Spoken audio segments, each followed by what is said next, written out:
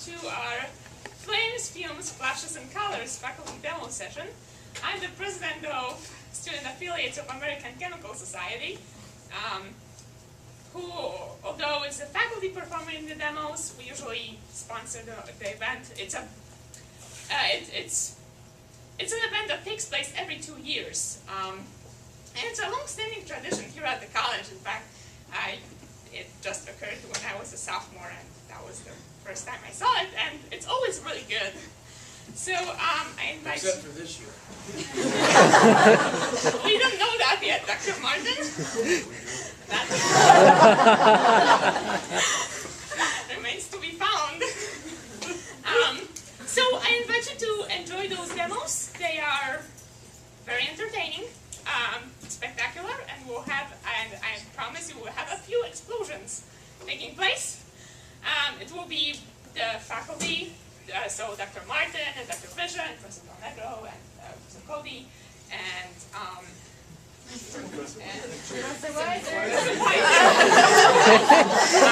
Professor Abby. Yeah, Professor Abby too. And so we really thank the faculty that they are willing to do this for us every 2 years. It's a great honor. And afterwards we'll have a reception, so I invite you to pizza. And without further ado, let's start. Dr. Martin. We need to shut that door, please. Well, I get to start this off, of course. I need to remind you that these are sort of fun demonstrations, but they do demonstrate many chemical and physical principles. We have some balloons.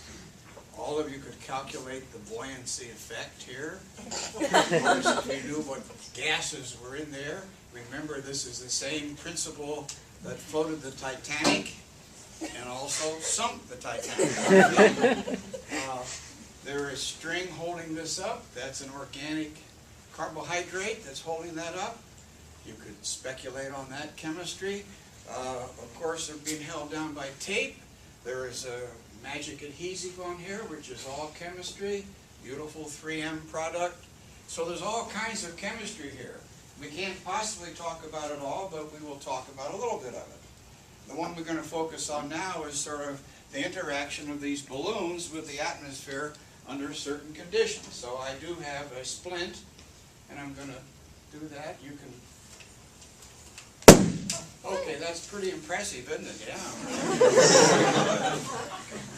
So that obviously was not really much of a chemical reaction. The only thing that happened there, of course, was I broke the latex and the balloon, as you say, would burst. But we have some other gases, which are, of course, all of these are lighter than air, so these balloons are being supported. Okay, you can turn on that one. Whoa! Okay, and that's not a benign reaction. But you notice one thing. It was sitting there all the time, and you weren't worried about it. But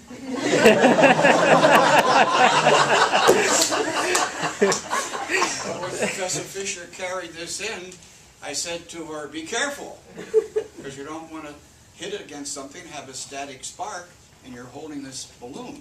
So you have to be careful. So obviously that's a very reactive gas, and we have now a third one. You can listen to this one.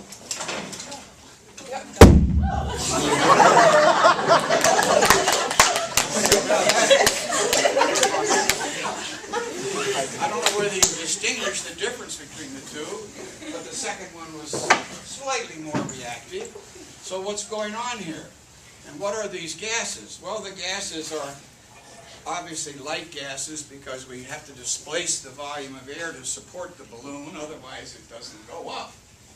And so they have to be light gases to get enough lifting property there. So those are both hydrogen and helium.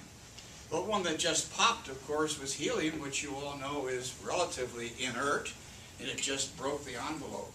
But the others were a little different, and the two were different. So we have a balloon, and we have hydrogen gas, which is the fuel, and nothing is happening, of course, until we supply enough, quote, activation energy, because if you remember, the activation for this, your energy, and I'll just draw quickly in here. Here's where the products are. Here are the reactants, so we'll call this the substrate or the fuel. This is the product. So it's obvious that it's going to release a lot of energy because we're starting here and we're dropping down to here. But we have to get up to here before it reacts. And that was the point of the flame. We had to excite those molecules to the point where, quote, ignition occurred, and then the explosion occurred. But the explosion was a little bit different. This one, the first one we did on the right-hand side, was primarily hydrogen. Well, you're not going to have any kind of reaction until the air or oxygen reacts with it. And the air has to come in from sort of the outside. I broke the envelope, enough excitation so the flame propagated, but as it went, the air had to come in this way to provide enough oxygen for the combustion. So we had the other one, which is a little more, I guess, in explosive capacity, was a little greater. And that was now a mixture of hydrogen and air. So we had essentially what we call a pre-mixed fuel. The flame that you see here, which you can barely see, is a pre-mixed flame. I'm bringing air in, mixing it with gas, and then igniting it. If I had a candle, which you will see later on, that's the kind that the air comes in from the outside and feeds the flame. So there are two different kinds of flames, there are two different kinds of reactions.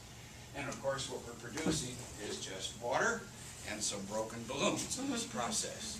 So even though these are sort of fun, but they have a lot of chemical and they have a lot of physical principles behind them. And of course, being a professor of advanced years, I could talk about the physical and chemical properties of balloons for 2 hours, but I don't think you'd be interested. Okay.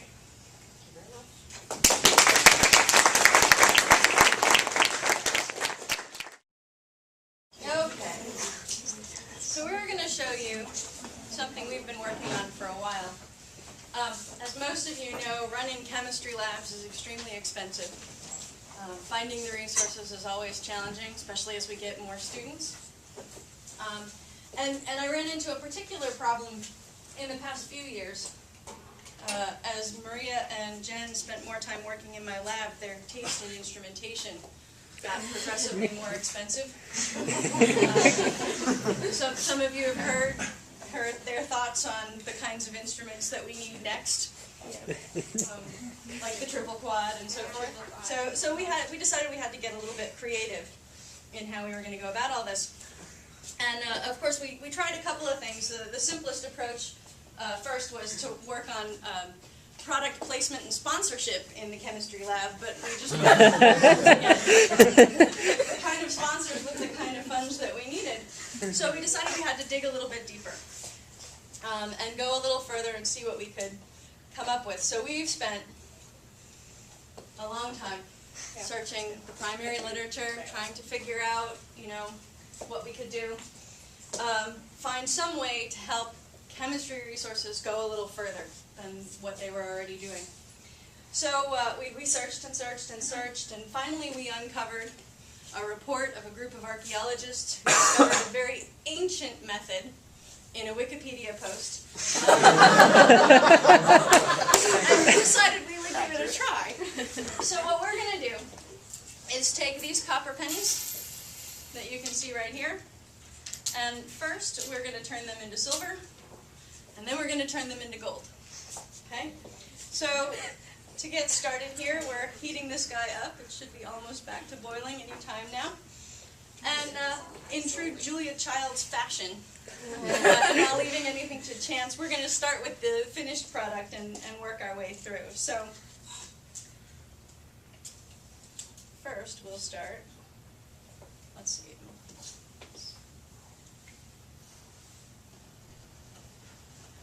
All good, blew it. Okay. All good alchemy starts with a flame. Can you light it?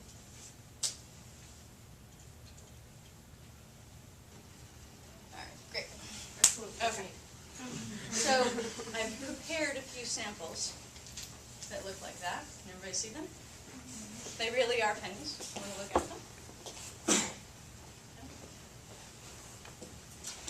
what we're going to do is the second half of the process, because of course silver is nice, but gold is better. Just on the market. So I'm just going to take this and spend a little bit of time here.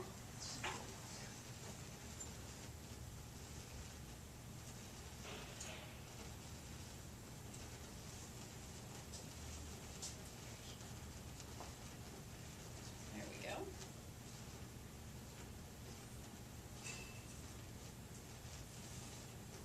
And what you can see is, cool it off a little bit. Wow. Our first gold penny. I've got a couple others. Huh? How many of those can you make? Well, it's important to start with the pennies too, right? As far as possible. So what we're going to do now that this part is... What was that? We're going to need a lot. I know. All right. Triple quads don't come cheap. No. So let's do a couple more. No. I've dropped a couple more pennies in there, so that we can try and get some more silver out of all this. You don't want them all to be gold, right? I mean, you just try and use them so people get a little suspicious if all you're handing them is gold coins. So we gotta take some time on this. So let's grab another silver one.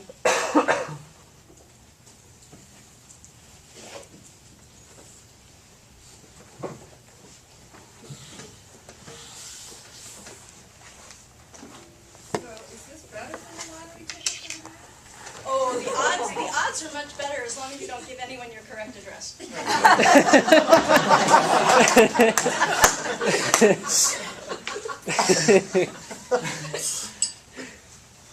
All right, so we got a few gold pennies running around. This is good. I'm going to turn this off for a second, and let's see how we're doing here.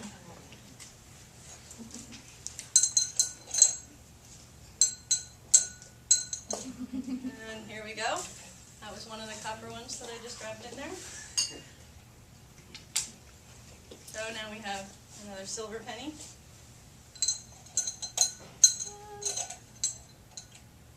A couple more.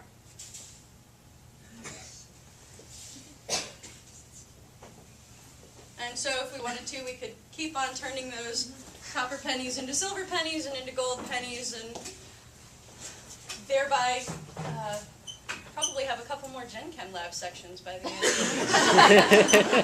the so that's our demo for today, and I am going to let Jen and Maria help you understand what we're actually doing here. Okay, so if you try this at home, it will not work. There's a reaction going on, and Maria's going to explain the first part. Yeah. So the way you get get silver pennies out of this solution here is inside here is sodium hydroxide and sodium hydroxide solution with water and zinc metal. There's actually chunks of zinc floating there. Together it makes an anion of zinc and hydroxide anion, and then we are reducing this anion on the surface of copper on the penny. And the reduction, the way in which the reduction proceeds is highly dependent on what the surface of the copper is. And in the first part of this reaction, we are getting a brass alloy, and it's on gamma brass alloy, and that particular brass alloy is silver in color. And then once you heat it with a Bunsen burner, the zinc fuses into the copper more, and you get a alpha brass alloy, and you're going to see the gold color of the coins. So there you have it. Yep. Yes. Is there a way?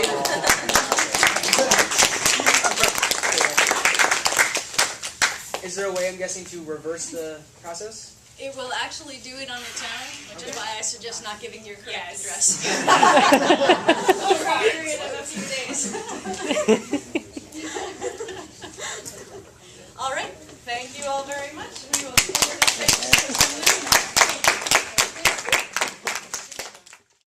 So, when I was young and impressionable, I started to make some observations about chemistry, or chemists, that sort of led me to the inevitable job of being a chemist. First observation, well, not necessarily in order, but one observation I made was that chemists get to work with the coolest glassware. You make these really nice elaborate pieces of glassware, and you get to work with them. Secondly, chemists can take a sort of bluish colored solution and turn it red when they understand what's going on. Okay? Is that what it means, chemists have solutions? We have lots of them, yes. And then, something else that was fascinating to me was chemists could make materials do things that you wouldn't normally expect them to be because they understand how to manipulate the physical properties and chemical properties. So, India's going to help me position this. And as an example of one of those kinds of manipulations we can do, a little white background here. Just watch and we'll talk about it once we're done.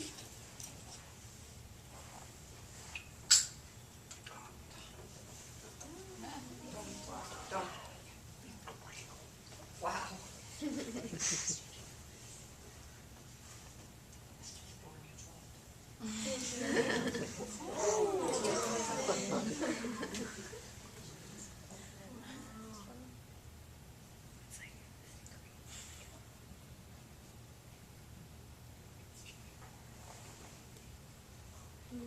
Who would I talk to change my major? Any adults in the room will help. After it's done, I can go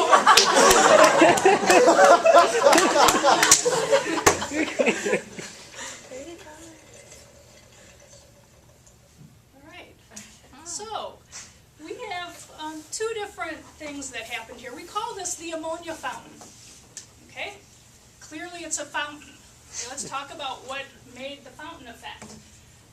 The apparatus was filled with ammonia gas. It's a colorless gas, you couldn't see it, but it was filled with ammonia gas at about the same pressure as the outside pressure. And when I added a little bit of water to the top of this, this flask and let it into the apparatus and then sealed it back up, what happened was ammonia gas is very soluble in water, so some of the ammonia gas dissolved. The pressure was now different on the inside of the flask than it was on the outside of the flask, and it caused a vacuum which sucked the solution up and created this fountain effect. Okay, so that was the fountain effect. Now let's talk about the color change.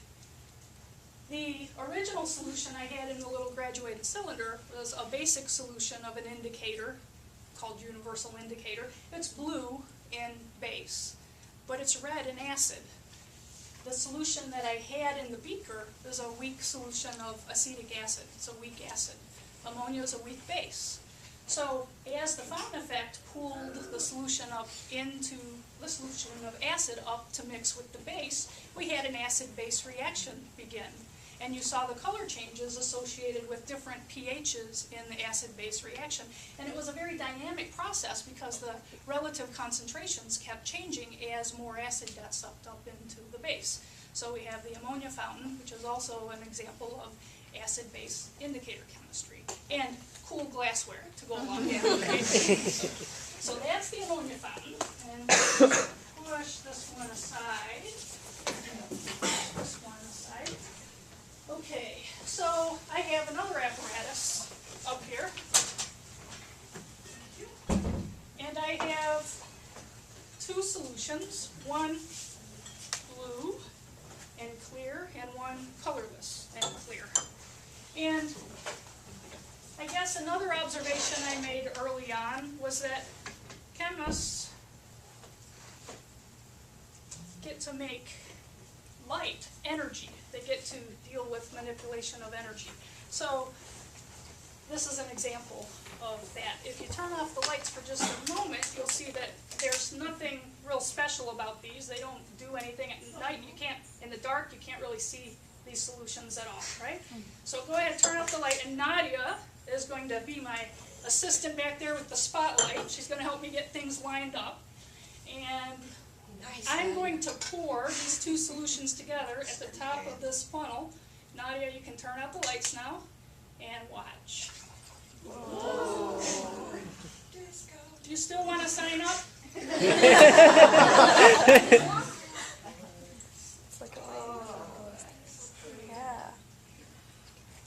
So about the time I was discovering this, I was really into the song by Thomas Dolby, She Blinded Me with Science. I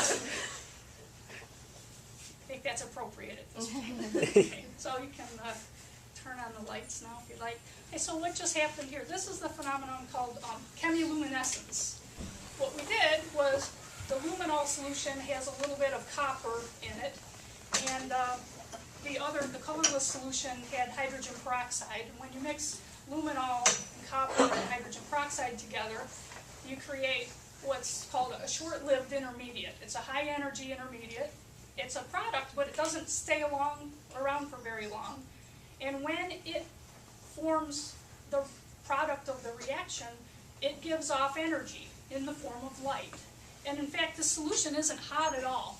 It's not cold. It's room temperature. The temperature didn't change at all, but it gave off its energy in the form of light. This is chemiluminescence. So you've seen chemiluminescence anytime you've seen these light sticks. You break the light sticks. When you're breaking the light stick, you're breaking a little membrane within the solution. You're mixing the two solutions together. Same thing that happened when I poured my two solutions together. So those are light sticks. And you've seen those as different colors, so there are other substances that luminesce, not just luminol. There are other ones that luminesce, and they luminesce at different colors because they give off a different amount of energy. Any CSI fans out there?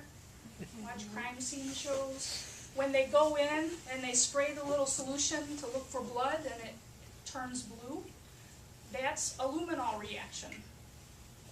Blood has iron in it, and I could have done this reaction with iron in it in the place of copper, and it would have done chemiluminescence. So the crime scene investigators are doing this reaction, substitution of iron in blood instead of copper. So that's chemiluminescence. There were many, many other examples of it, but like Professor Martin said, we're professors and we could go on forever. But I'm going to turn it over to Professor Cody for the next demo.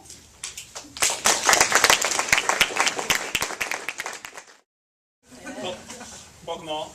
In addition to cool glassware and heating things up, we can also make things cold. So I have some liquid nitrogen, and of course, need gloves first. Liquid nitrogen looks an awful lot like water. So it is a clear, colorless liquid that pours like water. It doesn't have the same curve when it pours in as water does. So I'm pouring this into a high-tech thermos. It is basically a thermos. So it will be able to keep the cold stuff in there because it has a vacuum between the inside and the outside, so the heat can't get through easily, so we can stay cold inside. And so to be cold inside, I have a couple things here that would be fun to make cold. So it'll take a few moments for those to be ready. So while those are cooling down, I want to see if I can convince you of something else. Many of you learned about PV equals nRT, ideal gas law, right? Well, when you start with a balloon this size, how big is it when it gets really cold? Small. How small? Well, I'm going to fit all of these balloons into here with the aid of the liquid nitrogen. So I'm going to pour a little liquid nitrogen in here. Feel like a mad scientist. You have that look in your eye. Yes. All on this biannual occasion. So, as I put the balloons into the cooler, they shrink. This is the chemist equivalent of the little tiny car where all the clowns get in.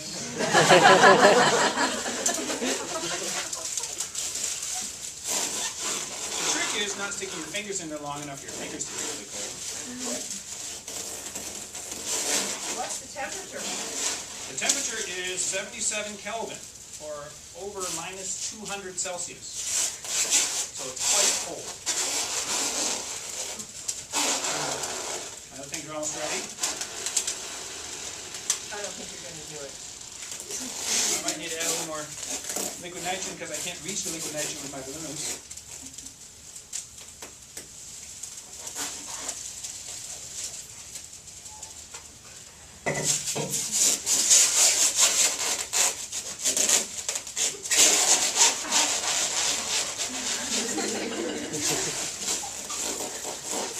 My balloons are a little too big.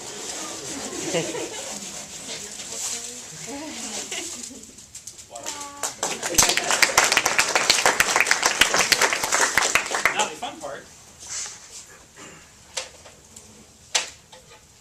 when we pull things back out, they're a little different than when they went in.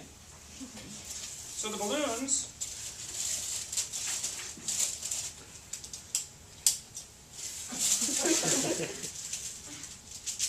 are a little small, they're also a little crunchy. But as they come back out,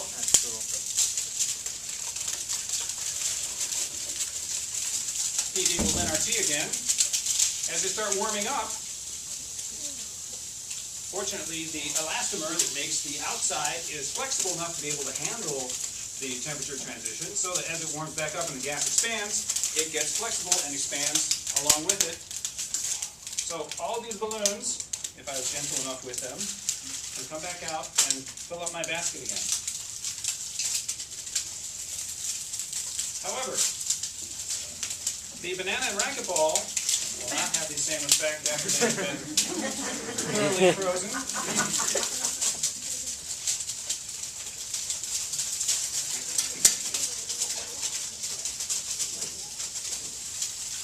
Take a few moments for that to expand back to its normal volume.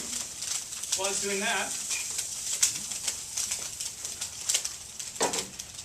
let me take out my banana.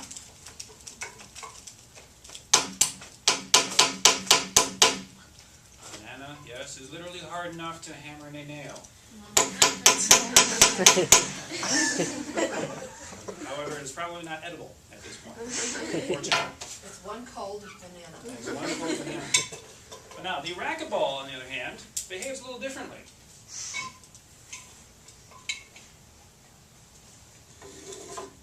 You may guess what happens to the racquetball when it is sufficiently cold.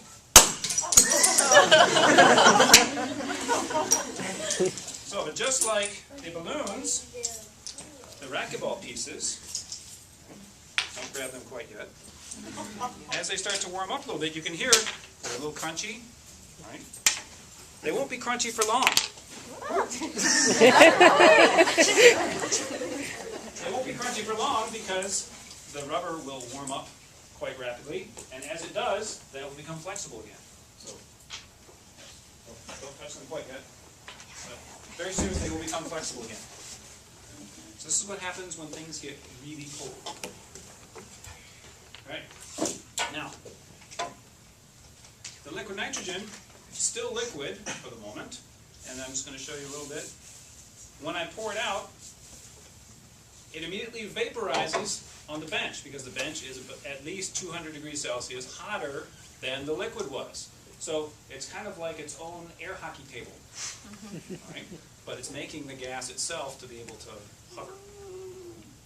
All right. So, shall I continue, or does the next person need to go? Go for it. Okay. So my next set of things is a little different because it has to do mostly with metals. And so I'm an organic chemist, and so for me metals are far more important than most other things. And But they make cool colors. they make cool colors. So do carbon cations. Yes, but metals can make many colors. So,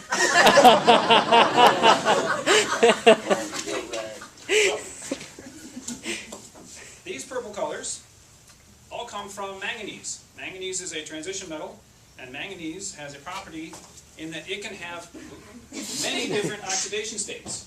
So manganese, when it's purple, is MnO4 minus. Each O is 2 minus. So if we have 4 2 minuses and 1 minus left over, the manganese must be 7 plus. And this is purple. But we can mess with it a little bit. Grab my solutions here.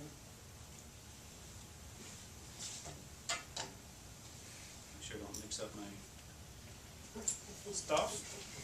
Okay. So, if I change the conditions a little bit, so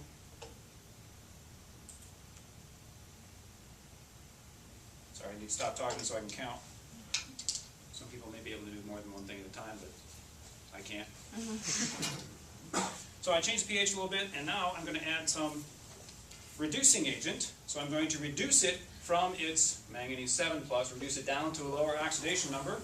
And in this case, this is going to be a pretty brutal reduction.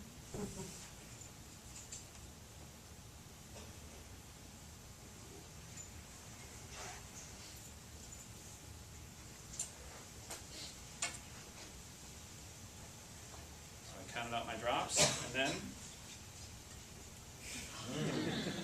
I reduced it all the way down to manganese 2 plus. So it went from purple down to Mn2 plus aqueous, oxidation state 2, colorless. Now those of you who are in Gen Chem, this is not only colorless, it is also clear. It is clear and colorless. It's not just clear. Right? This is clear purple, this is clear and colorless. I wish I could have counted how many hundreds of lab notebooks I've graded that do just one and not the other. Clear and colorless. Now, we can change, yet again, the color by changing the oxidation state, and we'll reduce it. Now we're going to use different conditions. So I didn't add any acid or base. Instead, I just added my reducing agent. And changed again. So you can see up against the white. See the different color? So now this is actually a finely suspended solid of MnO2. So if it's MnO2, each O is 2 minus. What's the charge on Mn? Plus 4. So this one, orange. Now, next, I need the other stuff. So the first reduction was in acid. This reduction is going to be in base.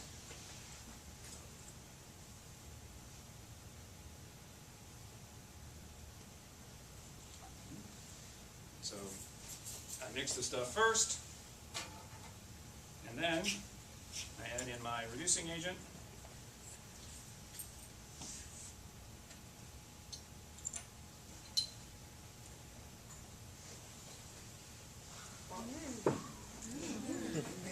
Different color. So this one is MnO4 2 minus. So HO is 2 minus. Now I have manganese 6 plus. This is green. So from just manganese, I can get all these different colors. Now, if I don't do a complete reduction, I can do a partial reduction. I can start mixing these colors. So just like chemists can use different paints and mix them together and do that, well, we'll see if this works. Right? So this one, we'll do in base again.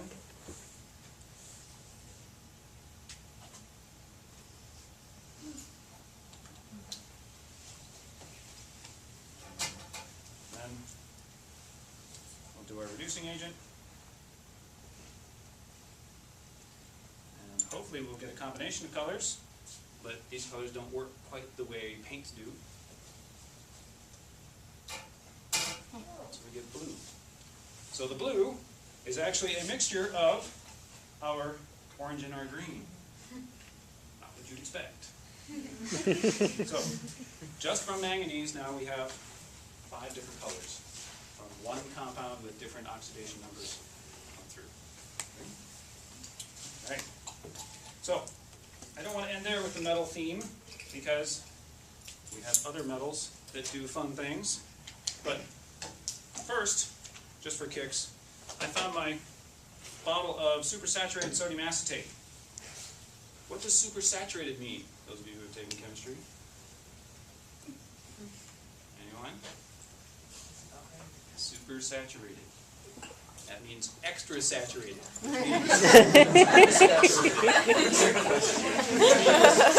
It's overly saturated, which means there's more stuff in there than should be in there. Right? So, this is sodium acetate, which is just a white powder. But if I throw in a few crystals of this white powder, we can see what happens. And Nadia, do you have your flashlight there? Let me help. Closer? Can you come a little closer, Yeah, please? I figured. Just put one side. We can't see. You just set it there. Sweet. Thank you. All right.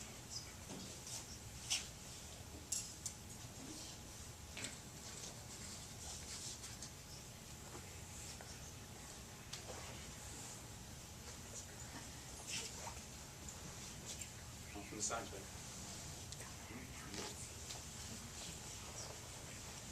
So, the crystals I threw in acted as seed crystals. There was more stuff in there than was supposed to be in there. So once it had something to start growing on, something that was the right shape and size as it's wont to do, crystals started growing.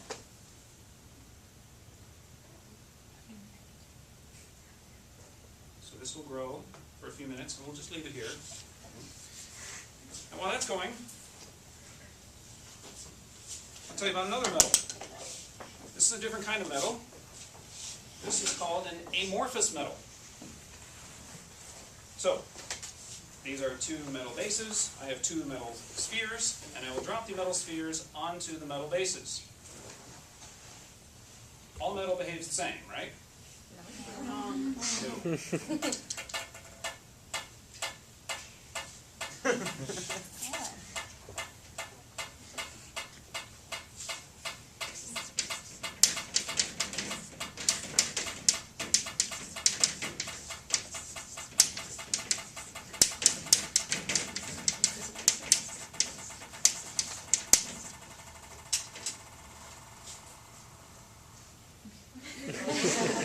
The rebound is about 95% of the original dropping height, which is way higher than it should be. Well, how does it do that? Well, it's hard to see. I'll pass this around in just a little bit. But there are little dents on this side. Well, the stainless steel sphere doesn't dent, but the base does. So it absorbs the energy. So the denting of the sphere is what metals do really well. They're malleable and ductile, and they bend and do all that kind of stuff. Well, this base does it really well. The other base does not. The other base, which is the stuff called vitrolloy, which has this formula, kind of a strange formula. Most of you have not seen a formula like that before. Right? This is a bunch of different metals that are all mixed together. They're all mixed together, and it took actually a long time to figure out how to do this, because they mixed the metals intimately so that there weren't little bits of the individual metals. If there were, then it could have dented, because each of those little bits could have gotten out of the way. But when they're all mixed together, they can't slide. So metals actually act like ping pong balls. So normally, metals have layers. So the atoms can slide past each other on the layers. That's how you can bend things. In fact, I have Grant and Chloe here who will help pass out some things to bend. So, Okay, so any difference, you guys? Just like bend them in whatever shape you want. Any shape, just bend them. That's all.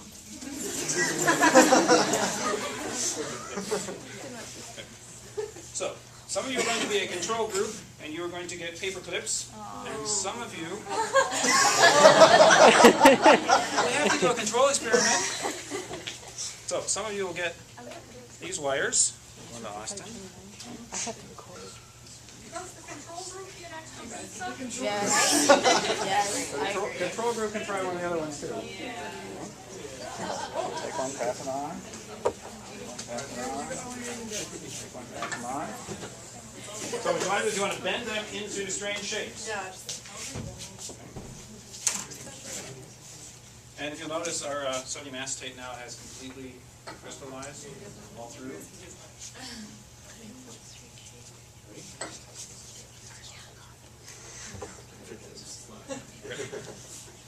So, hold the end of your metal and stick it into the beaker of water. Yeah. Go for it. Put it in. Yeah. So, Yeah, no, don't. Oh. hold just the end. If you drop it, that's okay, you're done. The water's not so hot it will burn you. Straighten. Isn't that cool? So now those of you with the paper clips, Sorry, paper. so the water may be The water might just be getting not quite hot enough. See the straightening. Isn't that cool? So this is called memory metal. This is nitinol. So it bends just like regular metal, but it undergoes a phase change. And when you heat it up, it reverts back to its original phase, and that also cool? goes back to its original shape. I was playing with it all afternoon. So think about the vitriol, the amorphous metal, and the nitinol, the shape guys have memory metal. I'm sorry. Anyone think of good uses for those? How about the shape memory metal? Well, situations where there's a drastic change in heat, so they could easily change. Could easily change, yes.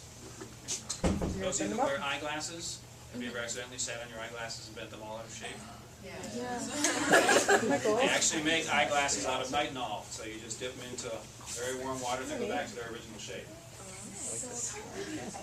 So, how about the vitriol?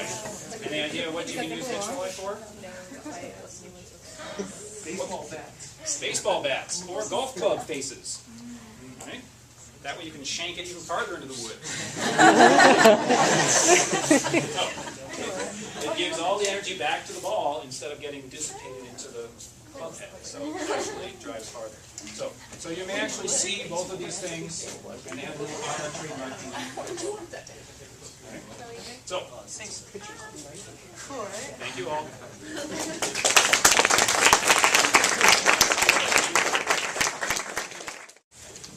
I think you've all noticed that the faculty is impeccably attired today, so I thought I would put on my best lab coat. Now, I have just a few demos to show you. Some of them are somewhat related, but so we'll see. I have two magic solutions, and I'm going to mix them together and see what happens. So, one of them is quite a large quantity. I'll pour it into the beaker. You can't see that too well, so I'll put some dye in it so we can sort of see it.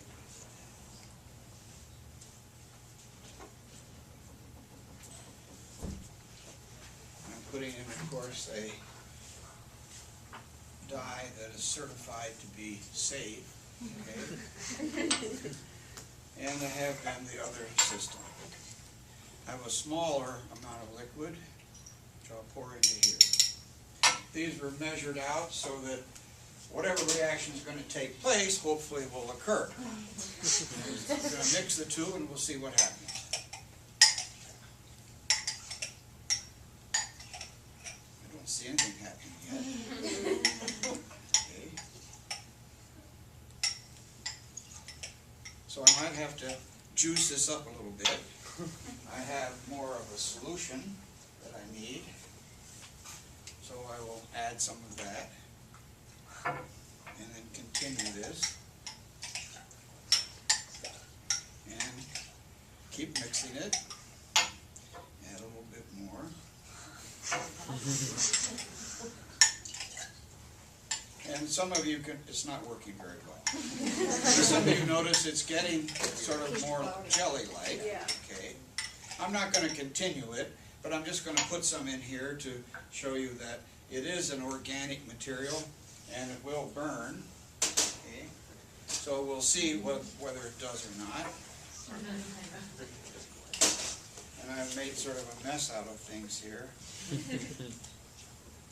So we'll light it up.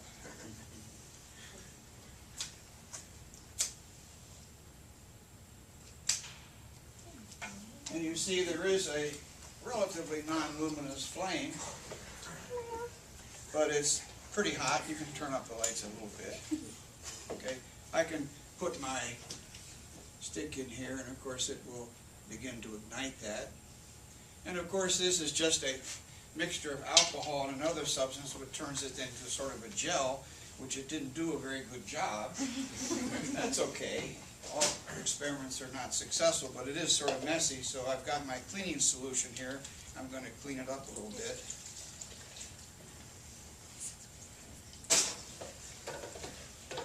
It is a mess.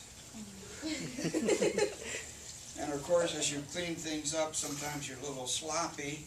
So, and I do have a flame here, so what could happen, you can catch that on fire. And of course you do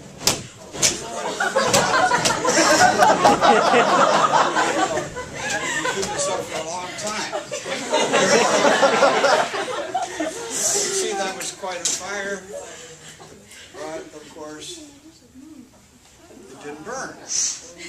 Now there are some principles there, one of which didn't work too well, but the second one did, and that is that it's a mixture of alcohol and water, and as the alcohol burned, there's water in there as well, and the water started to evaporate. It has a high heat of vaporization, so it cooled the towel down below the ignition point, and the towel never ignited. Of course, this is the basis for the experiment of the dollar bill or the $5 bill that you borrow from the audience and set it on fire, and it is returned intact. Would you like one?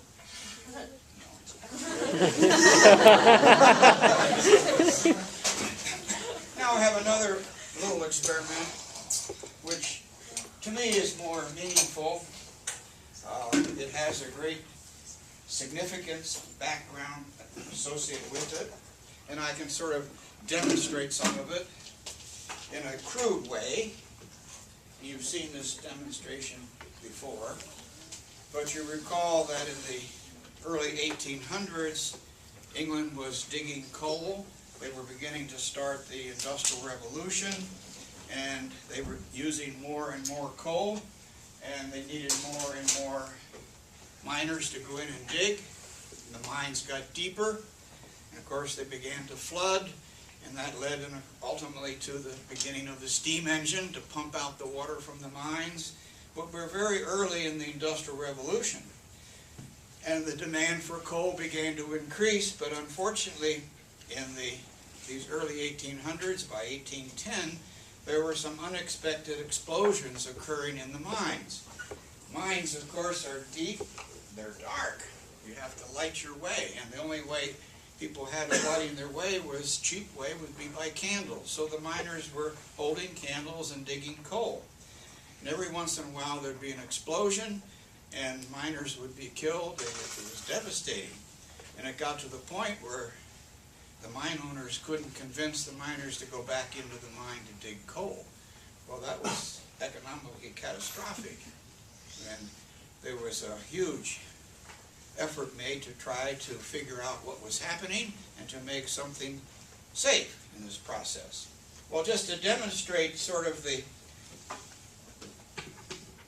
problem, I have here sort of a big beaker which I'm going to fill with methane, which is the gas that was in the mines. So as you dig into the mine and into the coal, you'll come into a pocket of gas.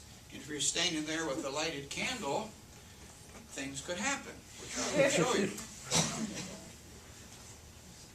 I have to be a little careful because methane sort of floats around, and I don't want to end up like the miners did. So I have that beaker sort of filled with methane, and I'm going to simulate the candle, but I'm not going to get close to it. So I'm going to light my splint again. Okay, if you would. And then I'm just going to simply put it over here. And you see, okay, if you were standing there with a candle, goodbye. So this is very, very dangerous and very serious. It was a great social problem because the mine owners, of course, were saying, oh, it's not that dangerous, you know. You can go and dig. And some mines were not gassy and other mines were. But as they got deeper and deeper into the mine, particularly as they edged out into the North Sea, they got into more of these gas pockets. And you also know now that there are enormous oil deposits in the North Sea, which have been drilling for quite a while now. So these were very rich in coal and rich in other materials, particularly this methane.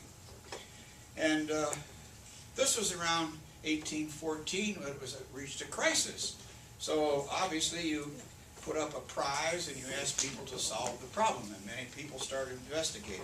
And probably one of the more famous of chemists was Sir Humphrey Davy, who started to work on this problem and actually did solve it, which I will demonstrate to you. So let's sort of see what might happen now if we again fill our mine pocket with a little bit of methane. I have to wait for that to fill up a little bit. Ah, yes, it's coming out. Now you know that methane is odorless and colorless, but of course the gas company puts in a little bit of odor material so you can smell it in case it's leaking into your house. And you immediately call them and they come and take care of the process for you. Well, how are you going to solve this problem? Well, there's some obvious solutions, of course. If a candle did it, here is a candle. And I'll light this one just to show you that you do get quite a bit of light from a candle when it's totally dark. And all kinds of solutions were put forth. And one of them is, obviously, don't have the candle exposed. Have the candle lighted. Okay, you can see it. Okay, you can turn them off. And it does give us some light. We could do a lot with that. That's a birthday candle. So sort of enclose the candle. Put it in a glass jar. And that would suffice. That's going very nicely. It's not exposed to the gases that are in the mine. But as you're close enough, you can begin to see things happening. There is some cloudiness appearing in the beaker. And the flame is beginning to decrease. And the mine is now black again. So that obviously is not a solution. Well, we know that. You say that's obvious. But there were any number of people that had glass containers that they put forth to solve this solution. But they, of course, were not successful, as you can see. We could check this. That would be water vapor. And we also had CO2 in there. We don't have time to check for that, but it's a very easy test. You might say, how would you check for CO2? You can think about that. And the answer is not by infrared. Okay? Now, I'm going to fill up again with a little more methane and run another little experiment. So Humphrey Davy did some experimentation and worked out a process and invented the so-called Davy Safety Lamp, which solved the problem. Now, I don't have a Davy Safety Lamp, but I made a facsimile of one similar to it. And here it is. Here's my candle, and I'm going to light that.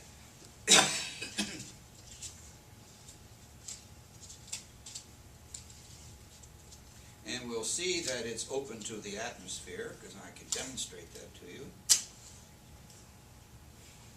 Now, you could have a burner here as well, but of course it could ignite that, and that's not a good idea. So you see, that's visible. You can turn the lights down, and we could turn them off. We could walk around and dig coal with that, which all of you would be delighted to do. Okay. Would you put up the light a bit? But if this is open to the atmosphere, it's not a closed container. It's getting air inside and it's burning just like an ordinary candle. So let's see. We've got methane in there. We're going to light it again. And we're going to now put it near that methane. Now, it's not going to work exactly the way Davy did because he had it under more controlled conditions. But we'll see if it ignites the methane that's in there. Methane is lighter than air, so it will sweep up. I'm going to tip it to the side. Now, in case there's an accident here, I'm going to not get too close to this. I'm just going to put this over to the side. You see, you saw some flashes that appeared. Okay, now turn on the light again. I'm going to put more methane in there. This is a bad coal seam. We have to get more methane. Of course, methane is lighter and is escaping from my little container here as I talk. We're burning this, of course. So this time we'll do it much more quickly. And we'll see whether we can ignite it like you did with my stick before. Okay. No. Now it went out, but it didn't ignite the gases. It went out, of course, because the methane surrounded, went into the container and excluded the oxygen, so the flames burn out. But if you had this with a lower methane concentration, this would continue to burn just as normal. But notice the key part was it did not ignite the methane. And the question is, how come?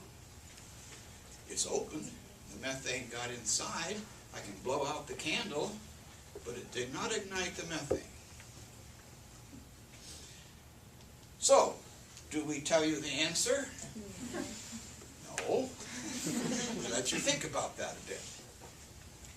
Now this took place in 1815. That's very early in the 1800s. There was another cataclysmic event that was taking place at the same time in 1815 in the summer. What was that?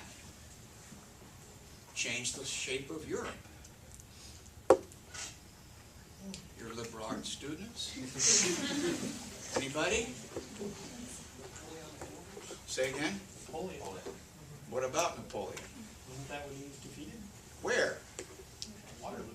Battle of Waterloo, which was in Belgium, in the plains of Belgium. So you see, other things were happening. A little bit of science going on, technology in England, juridical, political events occurring in Europe, a time of great ferment and great excitement. And at that time, science was beginning to develop, and people were talking all about scientific inventions and achievements. And they felt sure that someone would solve this problem. The Davy Safety Lamp still exists. Of course, now we have electric lamps and so forth in mines. And we have LEDs now, it's even better. And miners light their way that way. But even up until recent times, they did still use the Davy oil lamp. I meant to buy one time, but on my meager salary, I can't afford them. They're made out of brass and glass. They're very beautiful devices, and they work just like we've demonstrated to you here. But it is an interesting phenomenon. How come the methane did not ignite? And how did Davy figure this out? You're all as smart as he was, and you might contemplate that a little bit. All of you, of course, won't think much about it. Some of you will, and you will simply go on the internet. Type in Davy Safety Lamp, and out will come the answer. And it will explain to you why it didn't ignite the methane. Now I'll give you one clue. If it was hydrogen, you would disappear. It would blow up. Okay, thank you.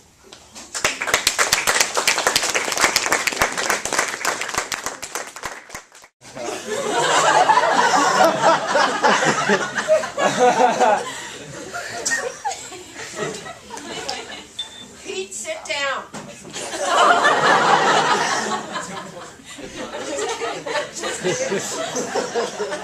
No pressure here. Okay, so I have a white powder in here. I will show it to the front row. Nice white solid, right? Could be sugar, could be salt, just sort of a white powder. It's not. And I have here some concentrated sulfuric acid. And so what I said to you that I'm fascinated with is carbon cations. In organic chemistry, you always hear about these carbon cations. And you get to P-Chem and you hear about colors and conjugation. I like the fact that we can combine these two and show you a carbon cation made in front of your eyes. Let me move this so it's not in your way. So a carbon cation made in front of you. So as I pour the sulfuric acid in, what do you see happening? Yellow. I'm seeing a color change. And I've got some of the powder along the side here, so it's even happening up at the top of this. But like Professor Weiser and all of us, I love the glassware that we have. So I have a fairly conjugated system because I've got this beautiful color. And if I were to show you the structure, which I just happen to have here.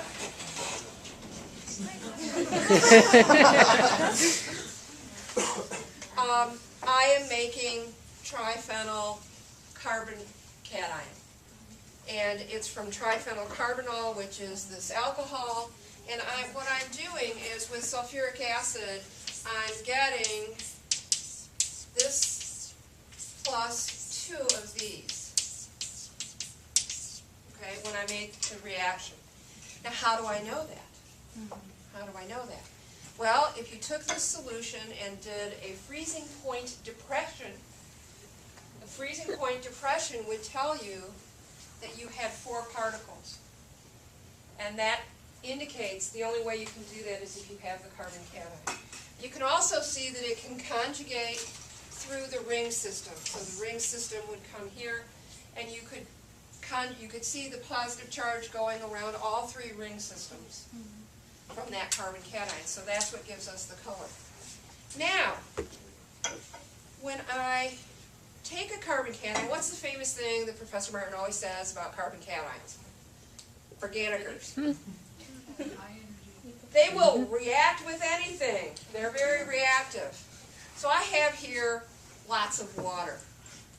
So I'm just going to pour this solution in and see what happens. So, goodbye orange.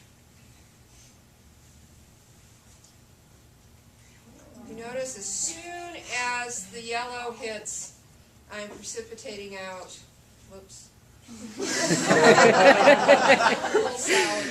I am going from the yellow color of the carbon cation back to, actually, this is going to be the triphenyl carbinol again. The alcohol will form immediately.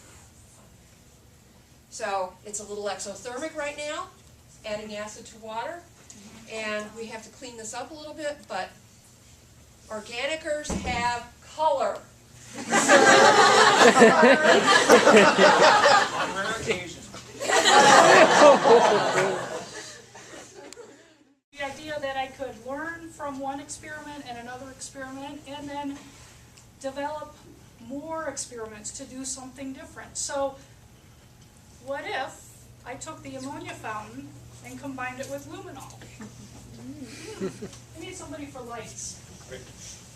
And I need Nadia for the flashlight for just a minute. Like that.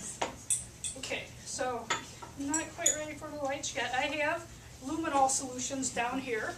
I have ammonia up here. I have a little tiny bulb of water, and we hope it's going to be enough. This is a little risky here, but we hope it's going to be enough.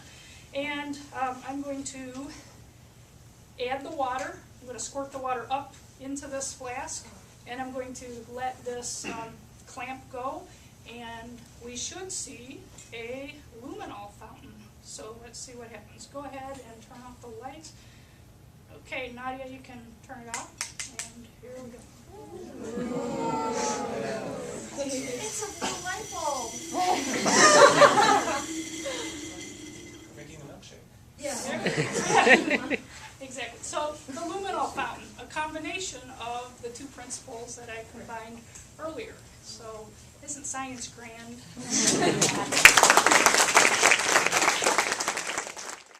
Okay, so this is the penultimate experiment. The neat little setup.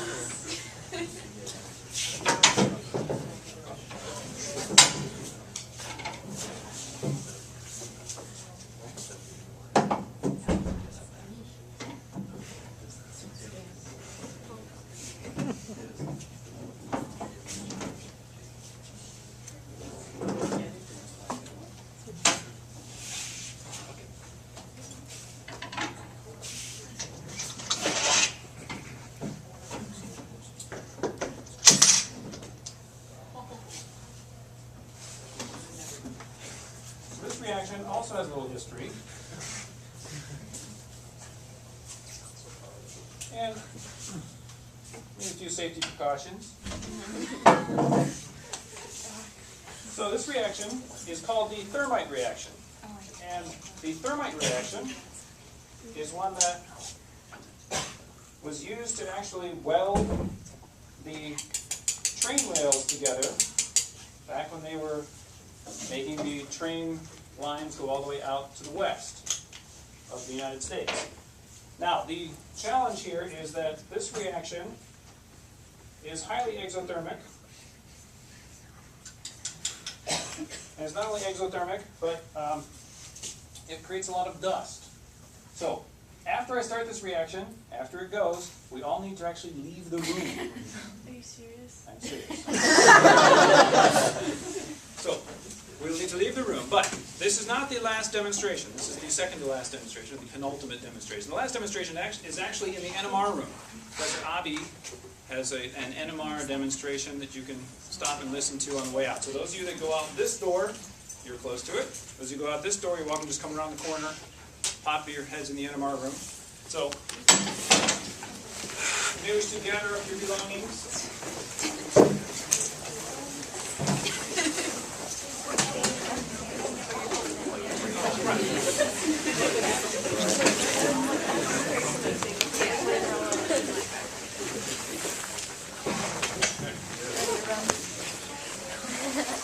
So you need not run out of the room. The smoke will rise, and the smoke will eventually make it to the back of the room. So people in the back also need to leave. And this is not just a location-sensitive experiment. So this reaction is the combination of iron oxide and aluminum powder. You may think iron oxide and aluminum powder. Well, so what?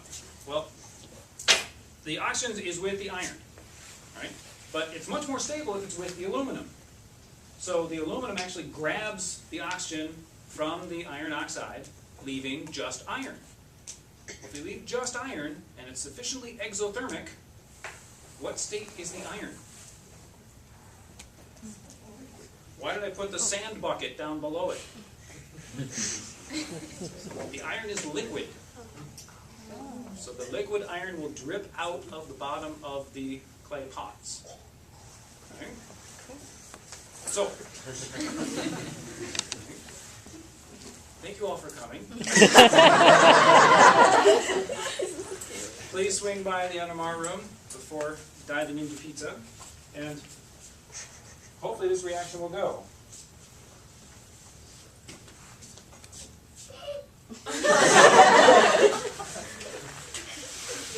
It's a little more exciting when the lights are low.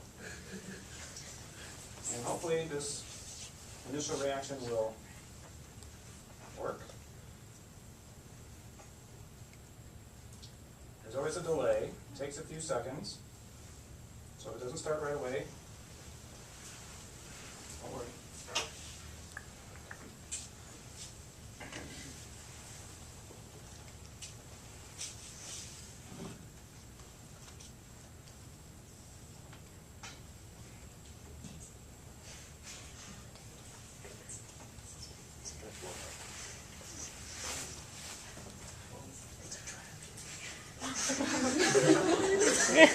There we go.